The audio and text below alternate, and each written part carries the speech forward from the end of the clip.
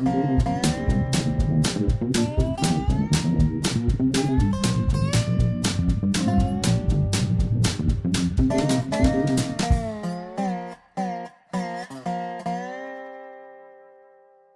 is Dave Monk, your Prairie Monk, WEFT Champaign 90.1 on your FM dial, and I think it's the 15th or somewhere around there. So that's so we can pick up information later. Today, I want to continue some of the work of working with a natural area that you might want to put on, formalize. So we've gone through planning, we've gone through getting people to write, we've gone through a number of these things. But one of the things we need to do is talk to each other. Often it has been the penchant of conservation people to get 2 or 3 people together and they do it. Well, it doesn't always work. Halfway along, somebody decides that something different would be better. So it's better to do that early on. And early on might be 15 years if you have someone that's quite opposed, but then becomes a fellow. It happens slowly. Sometimes it'll happen fast, but we need to talk to people. And most conservation agencies that I work with are always spouting to you, please talk, please talk. So I am going to concentrate on how we get to talk. This, if we're going to do 10 miles between Rantoul and Paxton, people need to know. And I have with me Jason Liggett, who manages the Urbana Public Television and directs it and does a very good job. And he covers the video side of things along with sound. I do things on radio, so I have to speak radioese. I can't just put a picture up that we might use on video and assume that the radio audience will know. So there's a different language for radio and video. And Jason is on video, and he's a Banner Public Television, and he bridges over to nonprofit agencies in Champaign. Champaign has the same capacity but doesn't use it. So we're thinking of ways we might be able to encourage this. So I want to ask Jason, now that I've got him online, to tell us what he does and give us an idea of how he gets involved with head speak in the first place, where we make a picture of my head and it talks. But there's more than that. We want the pictures that go in there. So tell us something about UPTV. Yeah, so I'm Jason Liggett. I am the UPTV station manager, which is Urbana Public Television. That is the city of Urbana's public education and government access TV channel. And how the cities came across having these PEG channels, as they're called, public education and government, is back in 1995, Time Warner was our cable company in town. And to allow Time Warner to operate within the city of Urbana and the city of Champaign, the two cities teamed together to negotiate with Time Warner Cable and allow them to use city right-of-way. So the right-of-way for municipalities is the area in between the sidewalk and the road, which is filled with a number of different utilities, such as gas or electric, or in our case, telecommunications. At the time, just cable television, but now also internet and things like that take up the underground of that area. So part of that, the cities negotiated with the cable company to have 4 PEG channels in town. So those 4 PEG channels were divided up. The city of Champaign has CGTV, which is channel 5 on Comcast. The city of Urbana has Urbana Public Television, which is channel 6 on Comcast. And then Parkland College operates one of those as PCTV, which is channel 9. And the University of Illinois operates another one of those, in Channel 7. So how the programming is kind of divided up, the original thought would be that the University of Illinois would operate the public access television channel in town. So we gave them the channel, and then the University of Illinois said, no, we don't really want to do public access. We're just going to stick with the University of Illinois promotional material and education access, which was fine. But the city of Urbana saw a need in the community to have public access television. And what public access television means that anyone could come and make their own TV show and put it on the air. And I help them do that. City staff helps them do that. So that's how Urbana Public Television, in addition to being the government access channel for the city of Urbana, so showing city council meetings and plan commission meetings and things of that nature, they also became the public access channel in town. So one channel, you can have public education and government. So, you might tune in on a Monday night and see a city council meeting. And then you tune in on a Friday afternoon and see this show being rebroadcast, the video version. We simulcast Democracy Now!, which is a progressive news show that's broadcast not only on WEFT in the afternoons, but the video version on UPTV every morning at 7 a.m. And then you can turn in another time and see the high school football game being broadcast by students at Urbana High School. So it's really a diverse programming lineup on Urbana Public Television, depending on when you might tune in. The city of Champaign has elected to keep theirs just government access. So if you tune in, you will see their city council meetings and city informational things, but they don't necessarily open their channel up to the public to produce whatever they want there. So some of the Champaign people are on Urbana's public television. Absolutely. So Urbana made the decision that it wasn't just going to be a resident of Urbana thing. If you live in Champaign or St. Joe, or in fact, it's anywhere within the state of Illinois, and you want to produce a show, we will help you do that, and we will get it on Urbana Public Television. So we actually have, we have some producers that started off here in Urbana when they were attending the University of Illinois. They've since gone back up to Chicago, where they're originally from, and they still send us videos to run down here in Urbana that they feel would be important for our community to see. So we're very, thankful for those relationships that continue to develop and grow throughout the years, whether they're in our community or not. But yeah, so the city of Champaign continues to not necessarily open up their channel for the public, but Urbana is nice enough to open it up to the residents of Champaign to come over and produce content that'll air on Urbana Public Television. And then Parkland has, stuck to, in fact, years ago, they used to have telecourses on there to where if you were attending a telecourse, you would stay at home and watch television, and that would be your class, similar to how we think of, especially in this last year, you have online courses, but everybody was on Zoom, and anything else used to be on television. Since that time, they've kind of adapted to where there's a number of Parkland College informational programs that run on PCTV, in addition to where it's a training ground for students. I attended Parkland College. They have a wonderful media production. Back when I was attending, it was called communications, radio, TV, and video. But now they've developed that into all sorts of media production programs for students to take. And then PCTV kind of serves as a training ground for them.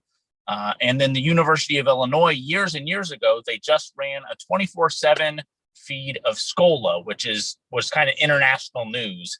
And back in the mid 2000s, the cities got together, talked to the university, and we said, we kind of want some more local content or something with the university, or, we want to make sure that you're utilizing this channel that we're letting you use. And with that, they have a lot more different programs, whether it be produced by students or also just kind of university promotional material that will run on that channel. And that's UI7. So what I always tell people is UPTV, Urbana Public Television, is the only fully operational PEG channel in town, meaning we're the only ones that open up to public education and government access TV at any time. You can tune in and, you might see, one of those three types of programmings on the air on UPTV. you come across to Weft in Champaign, and you record music presentations on Monday night, and that goes up on television. And we do a radio program, and we videotape that program usually when we're not in a virus time, and then we put pictures into it, and then that goes up on Channel 6 and Channel 7 too. So there are two programs that come out of Champaign. We would like to dream that in the future, Champaign might do some public education programming too. And it's not likely at the moment, but we're encouraging. Absolutely. Well, and the one other things that the cities have the opportunity to do, we've renegotiated that contract with the cable companies a couple different times now. Urbana, we just renegotiated ours this last year to where we have a new franchise agreement with Comcast as of January.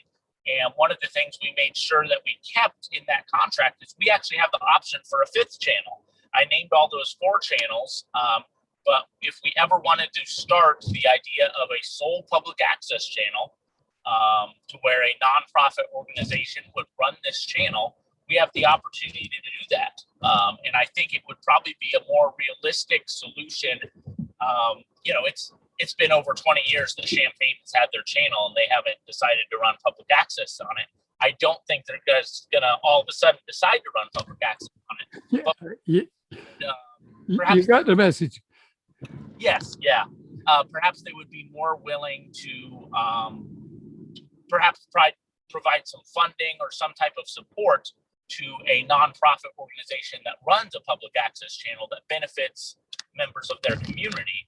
So in a number of other communities outside of Champaign-Urbana and across the nation, how it's kind of structured is the cities don't have anything to do with the public access channel outside of they pass funds on to the public access channel. And then the nonprofit organization manages that public access channel. So I think the ideal scenario is if we were to launch that 5th channel, is that 5th channel would get a little bit of funding from Urbana, and it would get a little bit of funding from Champaign. And of course, like any other nonprofit, there would be perhaps membership fees, or there would be other opportunities for them to get grants and things of that nature. And then what they would do with that is they would operate that channel with those funds to where we're all kind of coming together to create one channel that the community has access to. Well, it is 2:00, and Jason has another commitment, so we probably will have Jason on again sometime. But this is very helpful. Some of your orientation is to cities, but it also applies to places outside the cities. And so if we're wanting to work with natural areas, whether the Sangamon River or with Danville, or the Kickapoo Trail or Prairie, we can do that too. And public television lends a camera so that we can take video. It takes a lot of work to put some of these things together. So we have a building, Heartland Pathways has a building next to Weft, and we're wondering if we couldn't expand Weft to be also public television too. But that it needs someone like yourself to coordinate this and help people to understand some of the technology that we're neophytes about. So Jason is very helpful. He can know whether your computer is on the internet or not. He can organize this, and so he and Boomer provide time and energy to put this into action. And so I want to say thank you very much for coming on and saying that. And we might do a little more sometime to remind people that, yes, the corridor between Rantoul and Paxton might not be really known to a lot of people. So getting video, getting maps and charts, doing a radio program, but also doing a video program would be very, very helpful. Absolutely. And I appreciate you having me on, Dave, and happy to join you again anytime. One thing that I just want to touch on, as you kind of hinted on, is that I talked a lot about the cable system and being on cable television. Well, in addition to being on Comcast, we're also on AT&T Uverse, and we're also on i3 Broadband, two other cable companies in town. But we also have the internet now. So we're on YouTube, and people can go and watch the number of different programs there on demand. And that is continuing to be a more and more popular way to consume media is on the internet, because you can pull it up on your phone and stream it, or you can watch it on your computer or on your smart television. So we're continuing to adapt our technology to where viewers are able to see it wherever they might normally see media. And that goes worldwide. So it has multiplier effect. So if we do something interesting here, like Illinois is well known for having 14 different ecosystems and sorting that out. And the principle of that has gone to other states and other countries. And other countries can get this information on YouTube. Yes. Well, so thank you, Jason. And we'll keep going. We'll talk more about how you might talk to each other about something you don't understand yet. So, absolutely. Well, thank you, Dave. Okay. Okay, I'm going to go back to this week. The technology moves on. On Monday, Weft next door had 3 dishes on their roof, 2 on their roof and 1 on our roof, because our roof has I-beams on it and is stable. Those dishes were used extensively to make satellite feed, and they have been replaced by the internet. So they were obsolete, but these are dishes. The one was probably 10 or 12 feet across. And so on Monday, a crane came, it was rented. We have costs. WEFS is totally volunteer, except for specific jobs that have to be done by specific people. If you're going to put up a new radio antenna, you're going to have people who know how to do that. They have to know how to climb up to heights and deal with cables, some of it which might be hot. And you have to have refrigeration of certain parts. Transmitters produce energy, and so they can get heat and overheat. So there's has to be a little shed that goes with the antenna.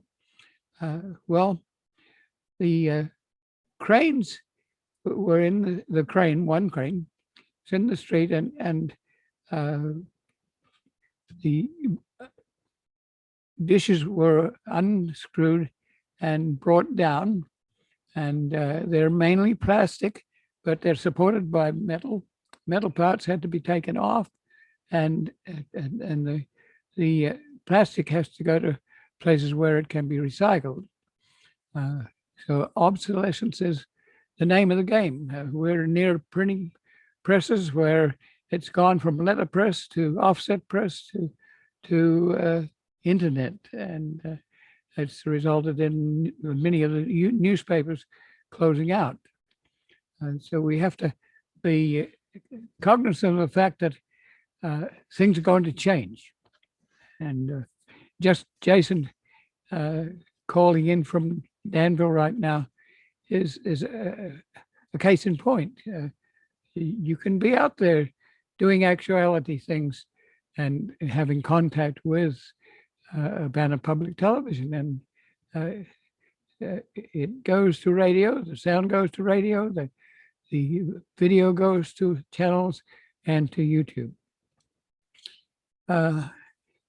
This week was also interesting because on Tuesday, I went out with the Natural Areas Study Group, and I have been impressed by what they've done.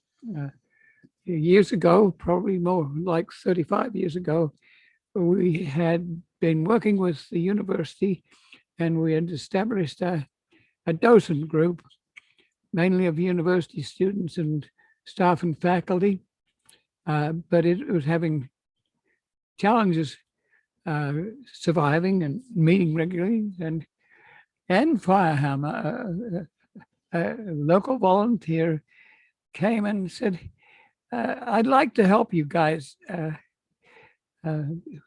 What could I do? And I said, wow, could you work with the docent program that we have? And Fireham took off and really did it very well, organized it. And eventually she left town after a year or two, but she was instrumental in putting the natural area study group together. The natural area study group goes to natural areas and finds out about them, and then learns about it enough to be able to transmit that information to people, park districts, school districts, individuals. And it has done that for many years. Their current membership must be in the vicinity of 50 people or even more. And not all can meet at 9 o'clock in the morning and go to a site. In virus time, it has been fairly local, so they don't have to carpool together with potential virus. But mostly the sites are within a range of probably 80 mile or 100 mile. They bring their lunch and water and hats and check out a natural area. And then usually they meet, and there's a lot of camaraderie. Some people bring their lunch. Some people prefer to go to the nearby village, and that's interesting too. And so there's a lot of camaraderie to this organization. It has certain rules. One is that they're flexible. If they're going to see bluebells at Homer Lake and the weather is inclement and snowing, then they're prepared to cancel and go a week later, which happened. If they go to Danville and go to Heron Pond, it is amazing. They see birds, and creatures that are right there. A dead beaver on the road outside the Heron Pond was being eaten by an occipiter, a hawk, or a bird that is a carrion eater. But there are all sorts of warblers and birds that walk around in swamps, heron that can catch fish. And there's a rather famous Danville picture of a heron with a huge fish in its beak. Those herons come to town, and actually the university is thinking about it. One of those birds, which is a kingfisher, that might be a totem pole for the university and a mascot. So people have been looking for kingfishers. There are not many of them, and they're shy. But that was a successful field trip, and people that are there have been able to take photographs and put them up with species lists. And so there's some scientific credibility to these field trips. Not everyone has that expertise, but you get together different people, and it might be that you only have 6 or 8 or 10 people on a field trip because that's not convenient for everyone, but it may involve different people at different times, and decisions have to be made as to where they're going to go and how long it's going to take and where are the local eating places and or picnic grounds or natural areas. Or there is a suggestion that if you are carpooling, you might pay $5 or something towards the carpool. There is a regime of field trips that to be expected, so you can figure out where you're going to go next. It might be to Iroquois County and Watsika area. It might be to Allerton Park or to Lodge Park, or it might be to something in the Peoria area. So they range around, and they have to bring those people together with experts who might be kind enough to come and tell people about what this particular natural area is known for. Let me tell you something about Tuesday's trip. It's was a Sangamon River Park in Piatt County, not the one that's in Champaign County, which is basically a prairie. This was a forest. It's been in the park district for a long time. It has one very thin trail that runs out and then comes back. It's not one that is a circular trail. It is surrounded by farmland. But I was impressed with the fact that as the trail gets to its end, it's only 8 or 10 inches wide. And I keep reminding trail developers that you don't have to have a 10-foot wide trail for it to be useful and wonderful, and the plants come right up onto the edge and even fall over the trail, and you have to move them or care for them or photograph them or just watch them. And so some of the people that were there knew this natural area very well. The Sangamon River was in flood, so that was interesting to see. Lots of mud in the Sangamon River because it had been raining, and that's just a reminder that erosion is there in the surrounding areas where loose glacial till soil, prairie soils, can sheet erode, and that mud, and along with its excess fertilizer of phosphorus and sulfur and what have you, along with herbicides and insecticides, they're all in that river. And we hope, as we improve our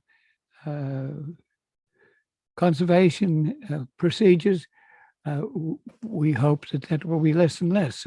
So as we look at our natural area, we have to also think about having the farmers to put less fertilizer on sandy soils that don't have the basic cation exchange capacity, and put more fertilizer on Drummer and Flanagan soils that can carry more of the material that's being added. So some people will drive, some people will get together and share. but all will meet at the site at a designated time. This one was not an easy site to understand because there are many sites on the Sangamon River and they have to be well defined. So this was the site that was in Piatt County, and that is different from the one in Champaign County. So, and as you get to the rivers, the Jeffersonian Platte, which is nicely north, south, east, and west, break down, and you have wiggle woggle roads that don't quite obey the north, south, east, and west directions. So some people have geographic information services, and they can follow those. Other people have maps, and there was quite a bit of back and forth on the internet about where people were going to go and how they were going to meet, and some people have to leave early, so accommodation is made so that those people get to at least see something before they have to leave. The presence of a map sometimes helps, a map of the particular site. We don't have those sorts of maps. Sometimes it has been because if you provide those maps, sometimes people who should know better will harvest rare specimens. And so there has been an era when map building was not encouraged. But the world has come far enough with conservation that sometimes maps would be essential and very helpful, and transects or cross sections are helpful, and particular species.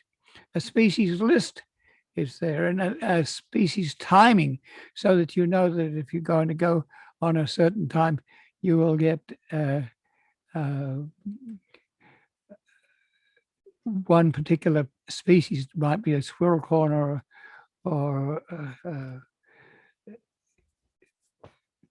trillium or a jack in the pulpit, but it might be a species like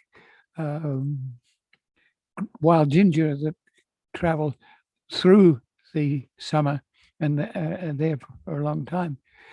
You have to know that some of these plants have specific characters. They will have seeds on a leaf instead of in an axil. They will have locules that are 3, so you know how to recognize them. Spring beauty, when we were there the other day, has gone to seed, so there's a character of the seed, a little semblant, and you don't really recognize that as the seed of spring beauty, but that's what it is. There's an orchid, and the orchid grows during winter, and it has leaves about this time, but very shortly it puts up an extension, which is as the flowering body, and it's only going to be there for a very short time. And so it wasn't quite out the other day, but people were back there on Thursday to see if it had come through. There are plants that have aroma, like spice bush. There is pawpaw with a big broad leaf and a drip tip, so that it's something like a custard apple from the south. So it's an escapee from the south, but it has southern type attributes. It has a big leaf where the water runs off, and that's where the drip tip is important. It goes into fall and dies off early in the fall. But there are trees. There are down trees which have fungi on them. There are and the trees are usually left where they lie. There is a forest with shallow roots because this forest, everyone protect each other. So the wind would blow and would not blow over the whole forest. Sometimes it happens if you have a tornado, but occasionally a tree gets older and it will turn up, and you can see that the roots are shallow. And sometimes if the tree falls, you can see an open space where sunlight can come in, so secondary succession occurs, and the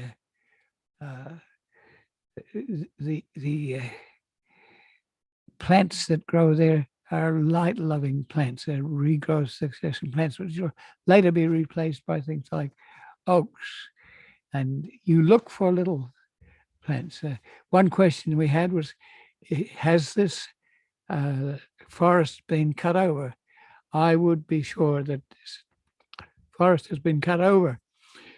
Early on, that meant that certain trees were taken out carefully with oxen. We'd also have pulleys, which would allow a tree to be snigged around another tree with care so that it didn't break the bark, but it would be able to pull out and be loaded. Whereas today, there's a tendency to mow the whole lot and take out what you want and leave the rest and burn it. That's not a very friendly thing to do, but it happens all the time. And often when that happens and there's freed up space on the Amazon or other places, there's a planting of Douglas fir or some one species which grows quickly and has an economic value.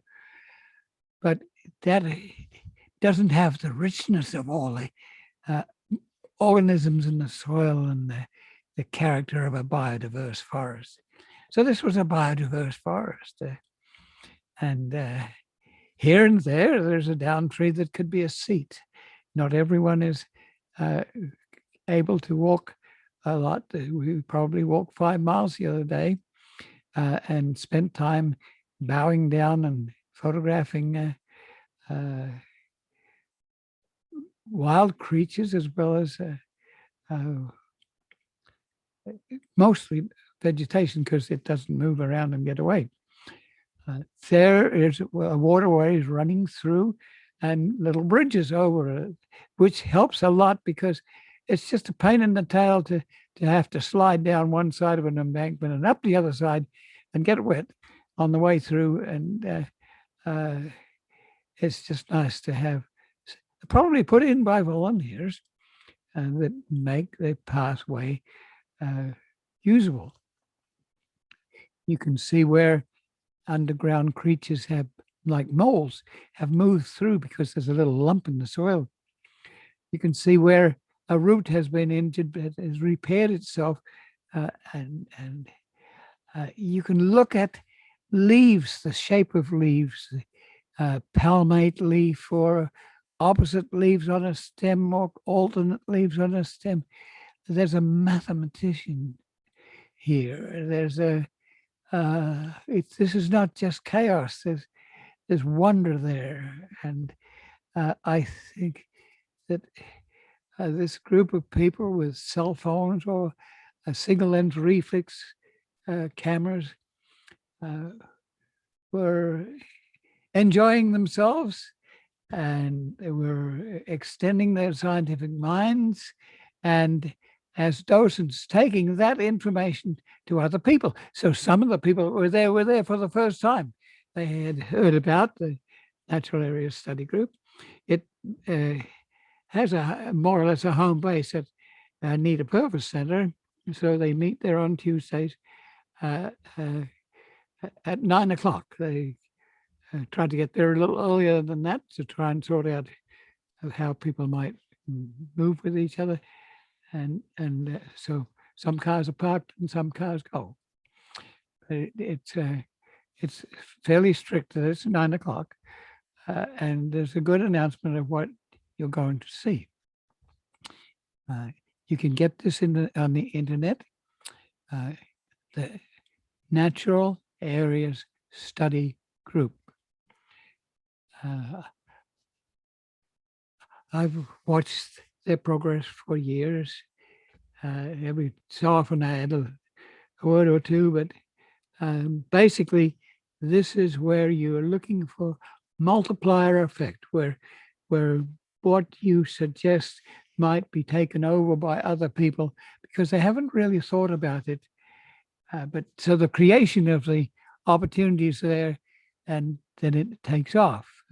That's happened with the Grand Prairie Friends, where we got involved with creating a needed advocate for prairie. Prairie is not a huggable ecosystem. I came back from prairie the other day, and I had a tick in my beard.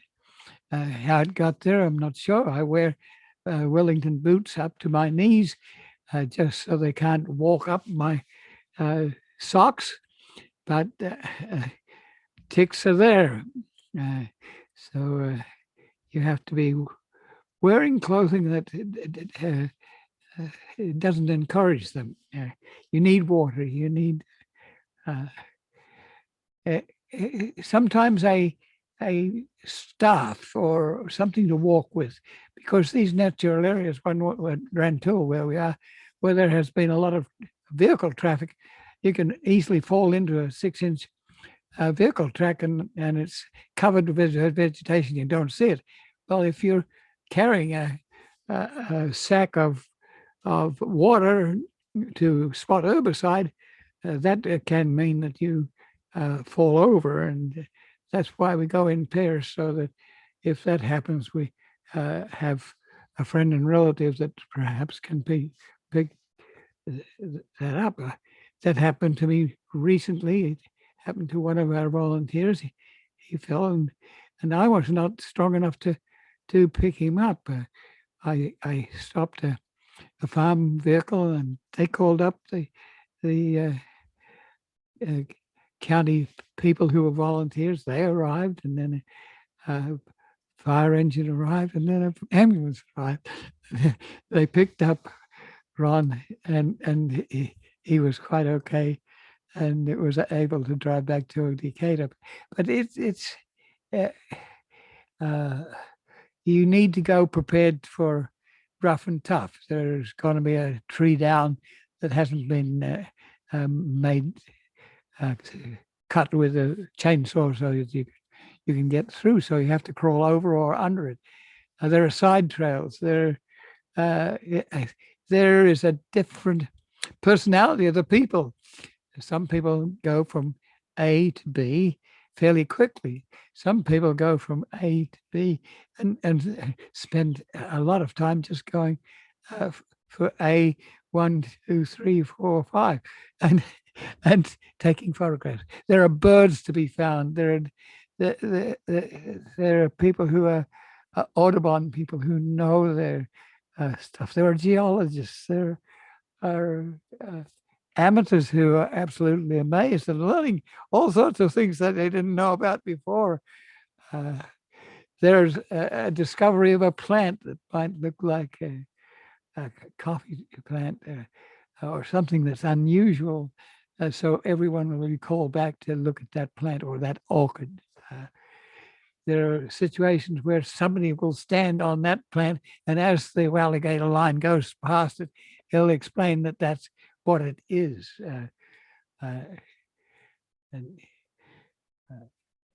got to look at my time here.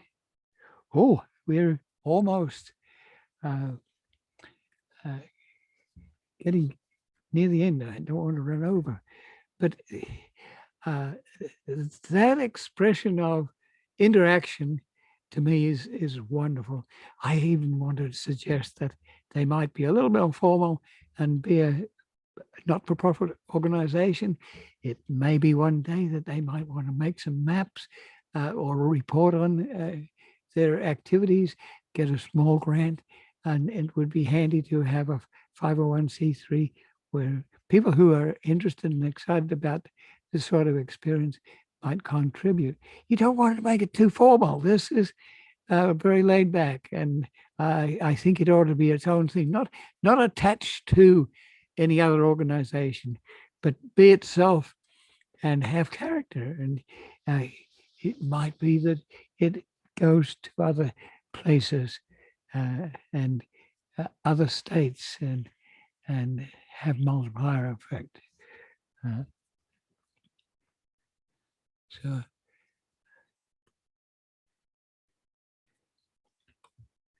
think we've got just a little bit of time. I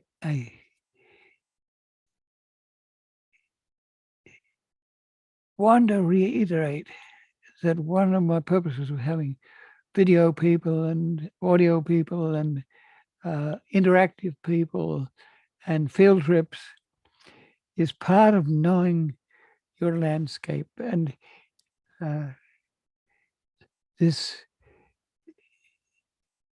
remember that one person, George Fell, got experience in places like Urbana and Mayview with early Prairie and in Rockford, where he came from.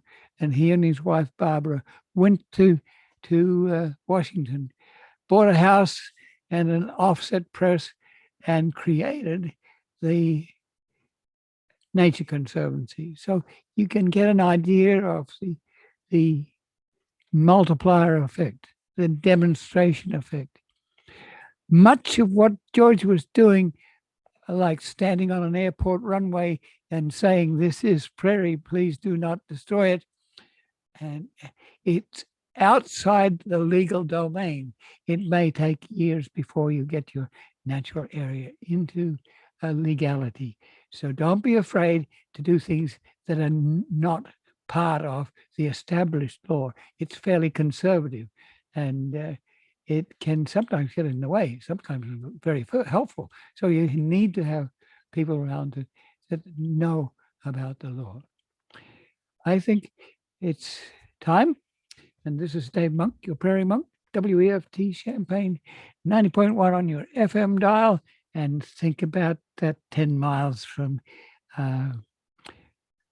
Rantoul to Paxton, where we would like to have a proposal, and we'd like to have a number of people know about it and visit it and think about it and write a map or a proposal and work with